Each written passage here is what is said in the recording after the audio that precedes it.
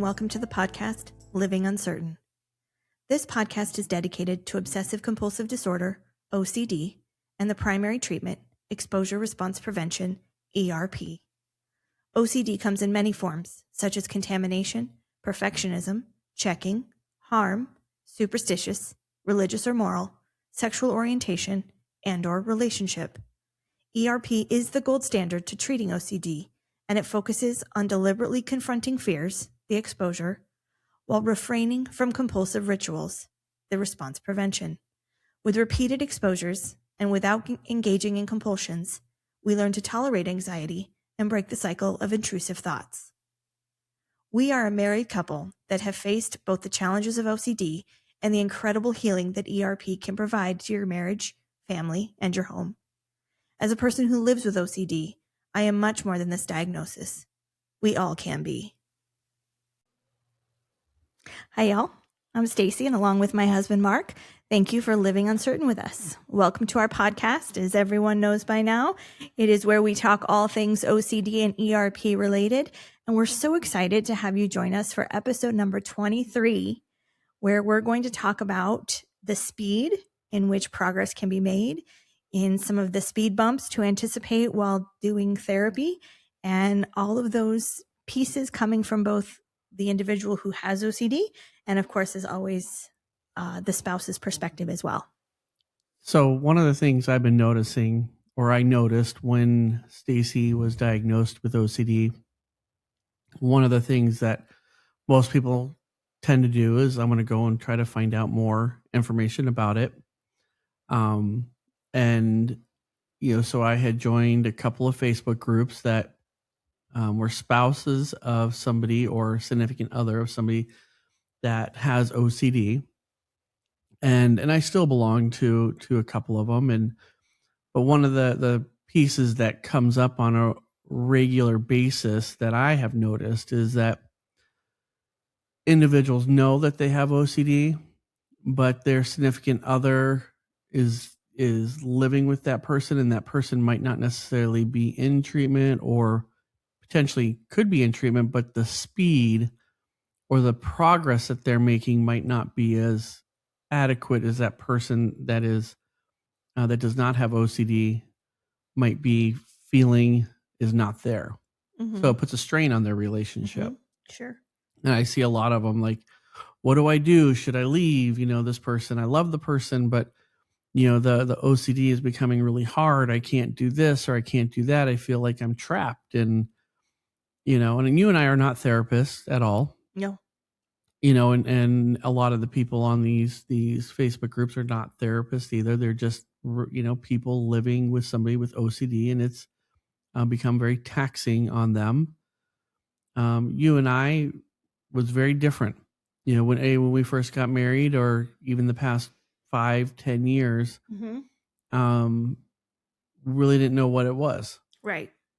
And it wasn't, it was taxing for me in the sense that we've talked about the driving and the appointments and stuff, having to make mm-hmm. them for the kids and bringing them mm-hmm. to the appointments because of your driving. Mm-hmm. But I really didn't know about the death one as mm-hmm. much. Where we had our bigger issues was like trips. Yeah. That's yeah. where I saw Agreed. It, or the checking, but and the checking in and the reassurance seeking. Yeah, but I think became so normalized for us, though. Mm-hmm. And I think by trade, I'm a pretty patient person. Mm-hmm. You are, and I think that helped us. I didn't really lose my cool when you were checking in very much. I mean, I get frustrated, but not like to the point of like, God, I'm just done with this constant checking. Mm-hmm. I want to leave, or it felt like I was trapped. The times that I think you and I really would butt heads was around the business. Mm-hmm. That's when it really became challenging. Yes, because it meant the success of the business or not. Right. So you're the one that has the OCD, and you started doing therapy. Mm-hmm. when did you like realize that you needed to go through some type of ERP? Well, Or why did you decide? Yeah, I mean, I think that those are more complex questions to answer because given our journey, which we have kind of documented throughout this podcast and in the different episodes, there was some of it that I recognized I needed to do ERP, and then there was the catalyst of the day that we had that then pushed me further into ERP in all the best of ways. So, I was late to be diagnosed. It wasn't diagnosed until my mid-40s. By that time, you and I had kind of done this little dance, if you will, with all of the idiosyncrasies of my OCD. And it became so normalized for us that we didn't really think about it in those terms. I never thought of myself as having OCD really until I got the diagnosis. Then once I got it, I was very prepared at that moment to jump into ERP. I knew it was going to be challenging and difficult. And at the time I was kind of doing it alone with just my therapist and myself. Yeah. And we were kind of talking a lot about the psychoeducation of OCD and what ERP did and what it was meant for and how it helped to kind of reframe your brain and help the OCD the educational symptomology. Piece. Yeah, the education was big. So I started there. I was very excited to do that part. And then I knew we would have to do some ERP. So I started. But at the time, it was back in January of 2025? Yeah. And so maybe December of 2024 into 2025 into the new year. And I have a regular scheduled appointment with our therapist once a week for an hour, perhaps 90 minutes. And okay, I'm going to go into this ERP thing. And so I did. And it was scary and challenging and I didn't love it, but I knew that I wanted to do something different. And we had a business, we had 2 kids, we had all these things going. I thought, it's now or never for me. I've got to figure this out. So I started doing it once a week and I started doing the exposures. And then that's when our therapist thought, okay, let's bring Mark in for a session. Like this was not even a thing where you were going to then be a big part of it as you have been now. But let's bring him in for a session. Let's show him what we're doing. Let's teach him a little more of what it is. And I remember part. I mean, you and I were just talking about it before the episode and, trying to figure out the timeline of when you really started ERP. And you started your ERP around death. Mm-hmm. But at that point, your OCD was negatively impacting our life, but not to the point that it was stopping our life from moving forward. It was going that direction though. Oh, absolutely. But we were still trying to maintain. We were still maintaining. And then came February 19th, right, of 2025. And that's where we started this podcast. That's the first episode. That was the day of all days where everything kind of went dark, so to speak. And we officially closed one door to a chapter and opened another. But prior to that, though, it was that day that I was pushed into doing more intensive ERP. And I think that's the part that is so important to talk about when we're talking about the speed of progress in therapy, or we're talking about giving one another grace and time and patience in the process of ERP. And that's so important to do and to have both with the person who has OCD and the spouse or significant other of that person. And so again, I went with my once a week and I was doing it and it was okay. And I knew I had to carry some of that over into home life, etc. But we weren't sure how to just yet. And we were still trying to maintain the business and things in the business were getting tackier and tougher and trickier throughout that month of January and into early February. And so. And within that time though, was the time that I remember those the conversations like, look, you need more than just the therapy. Oh, yes. Okay. And that one, I think that was the hard conversation, which was about yes, using so that's getting on meds, SSRIs. Yes, and so But for you, with the meds, you always felt like, and this is where that ERP and the meds and stuff became a real issue, Right. because if I take this medication, I'm going to die. Correct. That's where your mind went. But Yes. that became kind of a friction piece with us, but it also became of a, for me, it's like, you're going to have to do this, or something else is going to have to change with our relationship. Right. And so I started. But I had to make the appointment first for you. You wouldn't even do that. I went to the point All that... right, Well, yes, you did. Okay, I know. I know. I went to the point to making you the appointment, bringing you the appointment, talk about some of that sitting stuff too. Yeah. in that appointment with you. Yes. As well. 100%. Not that I was trying to control you. No, then it didn't feel like that. It felt like I needed you in that moment, because I couldn't think clearly. I couldn't see clearly. I couldn't do anything. And so I needed that support. So I went on the meds.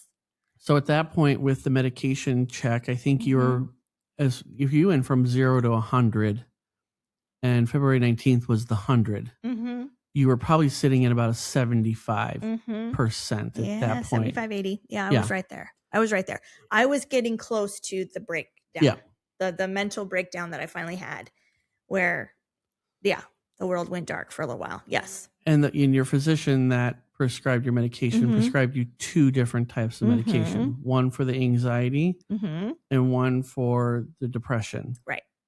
Which the one for that's typically for, and I say this with finger quotations, typically for depression, is also used with patients who have OCD to try to counteract some of those intrusive thoughts, etc., and need for compulsions. So that's why it was thought at the time that would be the best medication. And then let's go on this anti-anxiety. And then let's have another anti-anxiety, which was the Ativan, which I actually have never didn't necessarily need to take, or haven't had to take now. But that was for those important, here's that emergency moment. I should have taken one of those on February 19th, and I did not. And we went about approaching our life a little different way. And I'm not regretful of that either necessarily, because when we closed the door, we opened up this brand new one that's just been the light of our life at this point, and has been the best thing that we could have ever done for each other, for our marriage, our family, our professional goals down the road. So I'm glad that we walked away. I'm glad that absolutely. I'm sad. I'm saddened that it went the way it did, but I don't regret closing that door necessarily. But yes, I'm on the medication, the SSRIs, and then I'm also was getting into the ERP. Now, just getting into it. Now, once that day hit, then it became, okay, no, you can't just do the one time a week anymore. Now you're an IOP, which is an inpatient, which is a outpatient. No, intensive the outpatient. IOP, yes, thank you, is the intensive outpatient services, therapy services. And that was what was recommended, highly recommended. There was no option. There was not a lot of option there. In order for me to continue with our therapist, in order for me to continue and make the most progress that I could. So at that moment, that day, I was on the phone with her, and we basically had 3 options. Option number 1 is you go into residential treatment for X number of days, whatever long they needed to keep you in there for. 7 days. Minimum, usually. And I think at the level that you were at probably would have been a little bit longer. Option 2 was do the, intensive outpatient. Or option 3, lose the ability to be with your therapist and fly solo. And fly solo, or potentially have to be eventually committed. Yeah. That would have been involuntary treatment. That would have been the 4th option that I would have had to have come to the decision of, which I didn't want to. You and I talked about that. And we talked about if you ever got to that point, that you would do it voluntary. now you when we went to the hospital, you got to the room and I then know. but we all came to an agreement We on came to what an it, agreement. We made a plan. yeah. We made And a course of action treatment plan, and it I had to be heavily monitored yeah. for a little while under that plan in order for it to go through. Yeah. And then we started because that was a Wednesday, and then we basically started therapy on that Monday. Mm-hmm. It was that quick.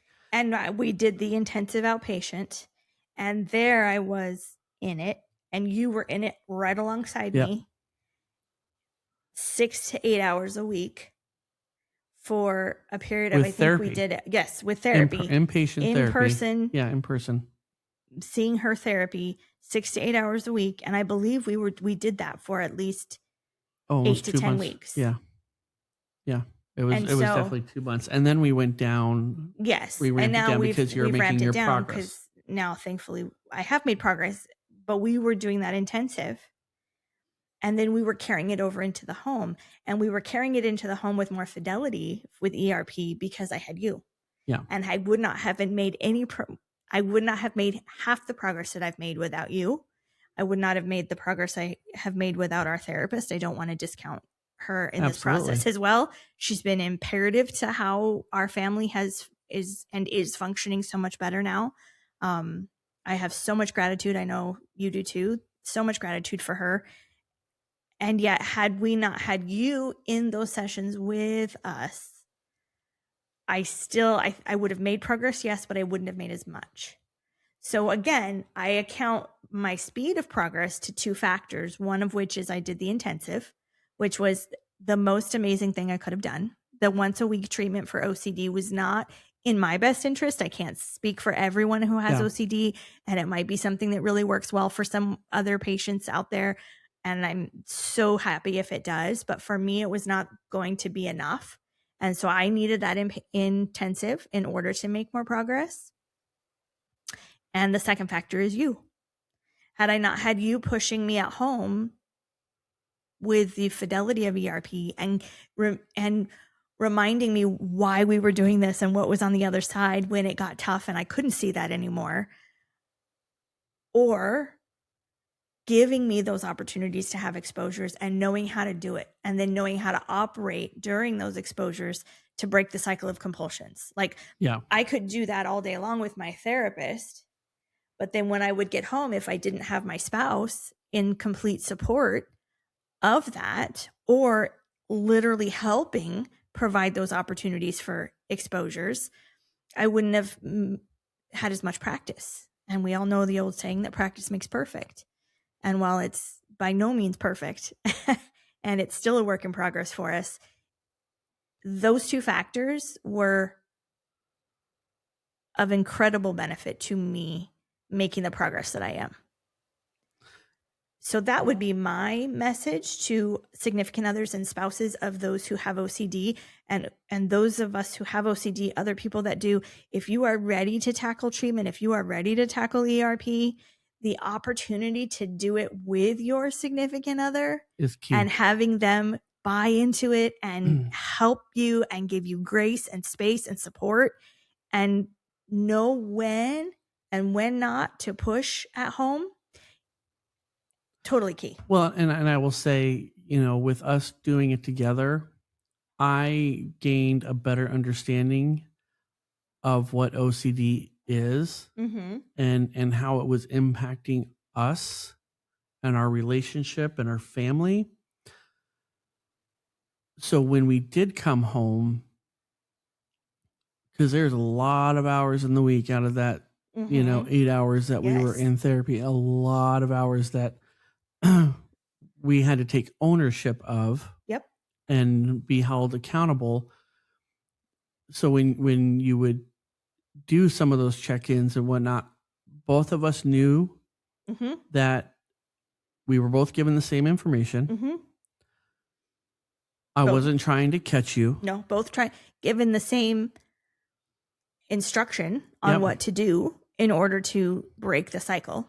And as a group, you, myself, and our therapist, we came to an agreement like, how many cards, passes could you get? And which we it became an mentioned before, agreement Mm-hmm. in therapy. So when we came out of therapy, Yes, we were both on the same page with that. absolutely. So I think that helped our relationship outside of it too. It wasn't just, oh, you're always doing ERP with me. You're always doing ERP. You're always, it's not that. It was, I was ready yeah. as the patient, so to speak, in terms of the person who has OCD. I was ready to finally break the cycle and make the change as well. And so I knew, even though it irritated me more than I can say, to hear you go from saying, it's fine, she's fine, he's fine, it'll be fine, to I'm not sure.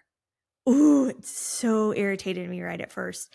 But I knew that it was in my best interest and yours and the kids. I had to always keep that in mind because the irritation would have won out otherwise. And I didn't want that either. And then the more and more we did it and the more practice I got with it, then it became, you and I became very good at it, first and foremost. Second of all, we both have really good senses of humor, and it became a joke. It became funny, and we could laugh about it and have a little fun with it after all of that, the bigger chaos and crises of the diagnosis and the initial ERP was over. And that's kind of what it's become now, so that it remains at checks and balance. But you still don't. So there are sometimes that you know that you need to do the ERP, but there's sometimes you don't like doing the ERP. You're like, oh, I just wish we didn't have to do it right now. Just tell me. But I know we have to, just do we have to do this today? And it's always, I feel like a petulant child or a petulant teenager, right? Yeah. Like, oh, I don't want to do this again. Yeah. But then I have enough of my adult formed brain in there to say, nope, you're going to lean in because this is what's giving you the progress that you've made. You feel that progress now and you don't want to go backwards. Do you feel that the medication helped you access ERP a little bit easier? Yes. So I've mentioned this before, but it's important to say it again because it is a combination of the medication and the ERP together and a lot of the psychoeducation along the way that has given me the life I have now versus what I had then. The meds dried the tears because there was so much crying and had been so much crying for so long. And the anxiety had just gotten so overwhelming and stayed up at that level of 8s, 9s, 10s and never came down. That the meds helped to dry the tears. So then once the tears were dry, then it was like my brain kickstarted again. And I thought, oh, okay, well, I don't feel like crying anymore. So now what do I do? And so then that's when I really felt like I could embrace the therapy and the ERP. So anybody that's out there listening that's thinking about starting ERP or whatever, I mean, obviously talk to your medical professional, but I mean, you were able to access the ERP because of that side. Yeah, the meds helped me with, and I love to say it in this way too. Like the meds dried the tears and the ERP changed my life. Yeah. And I couldn't have done one without the other at this point with the diagnosis of OCD. And with the medication side, that was the one that I felt like I had to be a little bit more forceful with. And then I think our therapist was the one that was like, it's either jump in with all ERP with the intensive outpatient or nothing.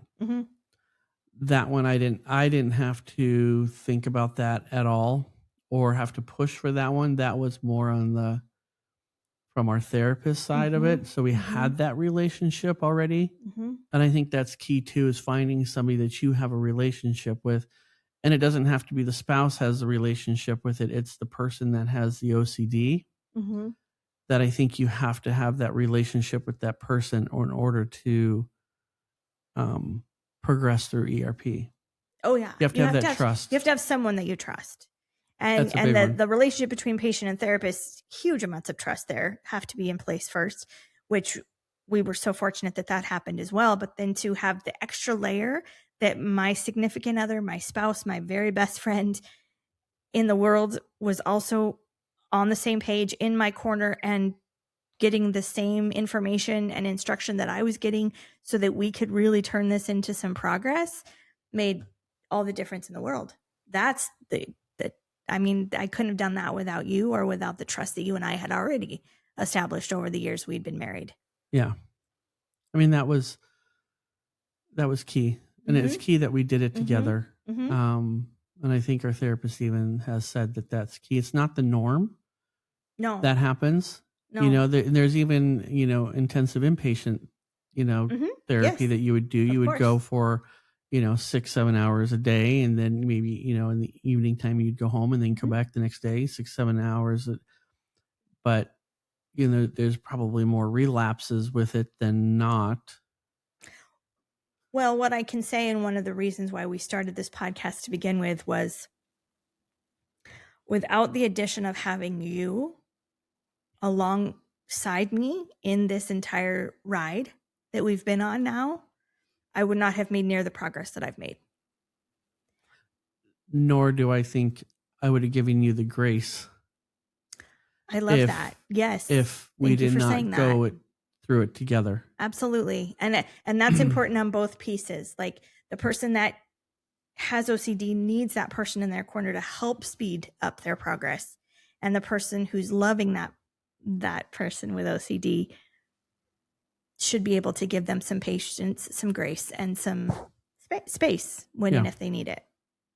Because it is not an easy process. No. So if you are, you know, if you have that significant other that has OCD and, you know, you guys are listening to the podcast or would, you know, jump them on to like this episode and just listen to how ERP can change your lives if you decide to put the work into it. It's not easy at all. It's a lot of hard work. It's like running up a mountain. Even for the person that is a non-OCD sufferer, it's a lot of work. Yeah. You know, it's mental exhaustion on my side because I had to watch for those pitfalls, those check-ins, those things that you were doing. And you had to watch me panic. Yeah. And fall and not help so that I could bring my anxiety down on my own without engaging in the compulsion that had to do with and you. that you know, when you love somebody so much like I do, Stacey, and you see them going through a panic attack over a silly video. Okay, it's silly now, but it wasn't silly then. Absolutely. To me, animated decomposition is still decomposition. Yeah. Okay, I want that out there for the world to hear. It's still decomposition. Or even at home, you know, like when both of our kids were out one night and you were having... that was a big one. Yeah. You know, you're having a full-on blown panic attack, almost vomiting, and all I could do was just sit there and allow it to happen instead of comfort. Yep. Because when somebody's sick, you want to help, you want to comfort them and make them feel better. And yes. And in the case of having OCD, you don't realize that then feeds the OCD. Yeah.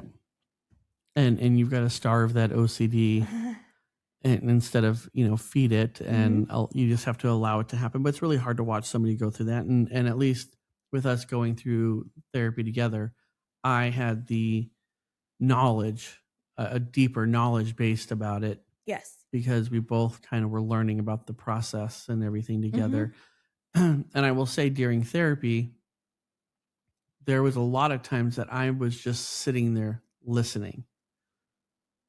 Unless questions would come my direction, or if I happen, you know, you guys might have been talking about something happening and I might go, well, but she did try to do this with, you know, her OCD and kind of sell her out with it. Oh, shoot. I forgot about that. You know, so I would give our therapist different scenarios that I did see the OCD come up. And from her perspective, that's where she really enjoyed this kind of therapy that we've undertaken here with your involvement, because she has said too on occasion that with your perspective coming in, it gives her such a greater understanding of what I'm going through at home, or what we need to do still at home, or what we still need to tackle in therapy. Like, without that perspective, she was able to help me so much more as well. Yeah. She says it much more eloquently than I just did, but that's the I was able overall to give her gist of it, that knowledge your perspective helped her help me and guide her treatment plan. Ergo, the treatment went the way it did, and I was able to make progress. One thing I want to offer people, if you're out there and you're listening and you're like, okay, I've got a significant other, or I am that person that's thinking about it, reach out to us, email us. You don't have to be on the podcast. We're more than happy to talk to you about our experiences, even if that would give you just that one, absolutely, that little extra boost of confidence or courage, I should say, to tackle ERP. Please reach out to us. We have no problem talking to anybody about it. And the whole purpose of the podcast is to support and encourage people, and yes, give information and let everybody know that you're not out there alone, dealing with OCD, or even the spouse's side. You're not the only one sitting there with a significant other that has OCD and have to deal with it in that side within a relationship, because it's just another layer that can complicate a relationship. We are more than happy to talk. Absolutely. So thank you for listening to today's episode. I know it was a little bit shorter, but thank you. Yes. And as always, thank you for living uncertain with us, everybody. Thank you for joining us on today's episode and living uncertain with us. We are not therapists, and this podcast is intended to provide information and support. It should not replace traditional means of seeking help from a licensed mental health professional. If you like this episode or would like to hear more, please like, subscribe, or share with someone you think may benefit. Here at Living Uncertain, we're building a community of support. If you and your significant other would like to share your story, we would love to have you on the podcast. Please click on the link in the episode description and fill out the interest form.